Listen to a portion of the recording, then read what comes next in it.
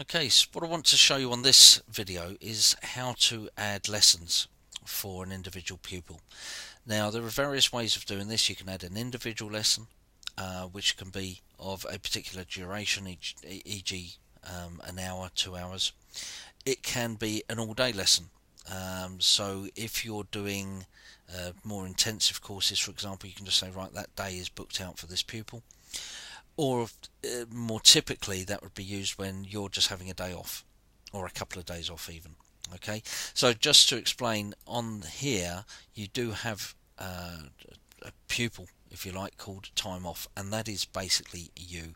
Anytime you wanted to book off, whether it's for a couple of hours, a whole day, or multiple days, you just set this to time off, like that, and then anything you do will be applied to your own time.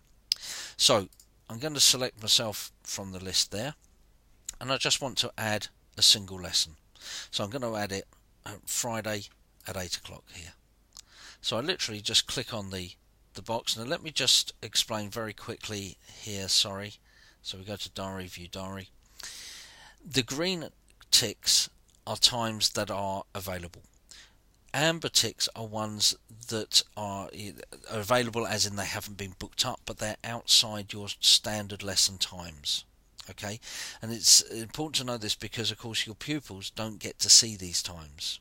All right, so if you have booked it in for a pupil outside this, you will need to obviously make sure that they're aware that is booked for them. Okay, so let's go ahead. I'm going to book a lesson for myself on Friday the 27th. The exact time, this was a request for actually more for tests than standard lessons, so you can actually set an exact time, so whether it's 9:06 for example, something like that. It doesn't affect the actual lesson time in the diary, it's more for your records. Okay, just so you know. I just wanted to show you, this is how the diary is showing at the moment. This is not a lesson, this is because lessons on Saturday we've set to not start until 10 o'clock, so that's why these are blocked out. So in the lesson booking page here, it tells you who you're booking it for, the date, the time, and then you can set the duration. So we're just going to do it for an hour. The travel time we'll just set to 10 minutes for this one.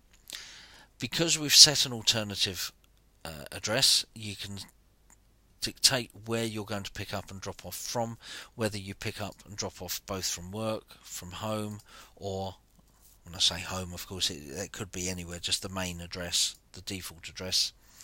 But you can set that to either. So I'm going to pick up from the main address and drop off at the work one. If it's for a test booking, then you would tick in there, and that affects other things. So that's something I'll cover in a different video. Notes or comments, obviously you can put a note about that particular lesson, whatever it happens to be, that can go in there. And if you're sending an email out, which you would do by clicking down here, or a text message there, then you can put extra comments in the email just by writing them in here. Okay, so that's it. You click on Save Booking. That puts it into the database, brings you back to the diary, and there you are. There's your booking shown in there. And if you just hover over the little view icon there, it will give you the basic information. So Darren Barraclough, duration an hour, travel 10 minutes, time 8 o'clock. Okay, if it's a test booking, it would also come up in there as well. Okay, and if we go to the diary now, remember we're signed in as a guest at the moment, but if we log in there, just refresh the page there, you'll see that these bookings are unavailable. Okay, because we booked the 8 o'clock there. Okay, so that's how to book an individual lesson. So let's say we want now to book a couple of lessons for a particular pupil, and again, because I've been selected up here, this remains until you change the pupil. Alright, so whatever page you go to, you will be looking at my information in this case, and booking lessons for me, etc., until you change it up here by selecting a different pupil and clicking the button. Okay, so what I'm going to do is we'll just book a couple of lessons. Okay, so I want to book 2 lessons, and you'll see it does verify who you're booking this for here, and we'll book for, let's say, the 30th of Jan at 8 o'clock for an hour, and we'll pick up from the main address, drop off, as you can see here, drop off at the alt address 1, which you'll see here is work, and we'll just set 15 minutes, that's fine. And the next one we'll do on the 31st, okay, of Jan. What this does by default, it puts them a week apart, by the way, just so you're aware, but you obviously change that to suit. We'll set that to 8 o'clock. In fact, why not make it different? We'll set that to 9 o'clock or even 10. I fancy a lion on that day. And we'll just leave that so the pick up and drop off from the same address. And again, add lessons to diary. Now what this does, this comes back and asks you to confirm it before you go ahead. Okay, just in case you've made a mistake.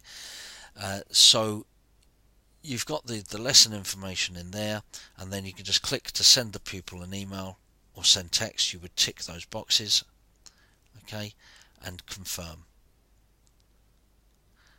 and it will confirm that those lessons have been booked, and you can see those in your diary.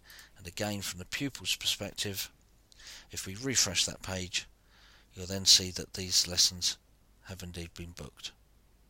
Okay, so that's the lesson info there.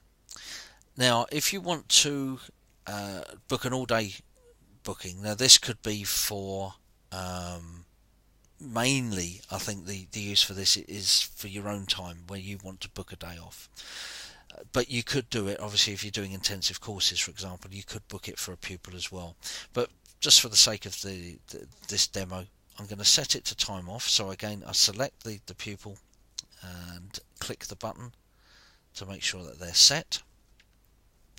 Then up here I go to all day bookings,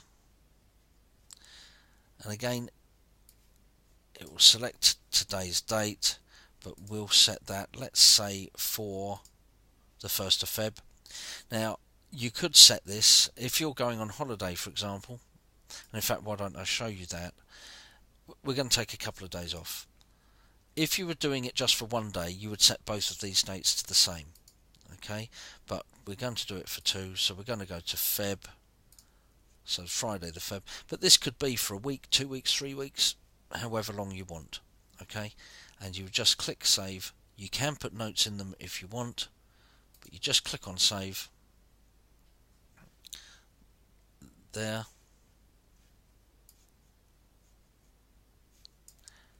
and in the diary you'll see that those days are now fully booked.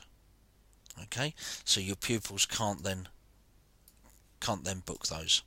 Okay, so that's how you do this. Now just very quickly, I'm going to show you as well how you go about removing these. So if we go to the diary view, and again, there are actually a couple of different ways of doing this, but you can just do it from the diary here. So let's get rid of this one here. So you just click on it in there, and at the bottom you click delete. Okay, very simple. You can also go to the view booking list here. Now this shows you your forthcoming lessons.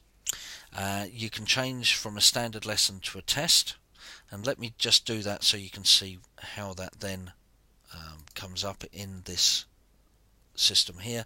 So it highlights it to make sure you don't miss the fact that that is actually a test. If it's not a test, you can just set it as a standard lesson, just like that.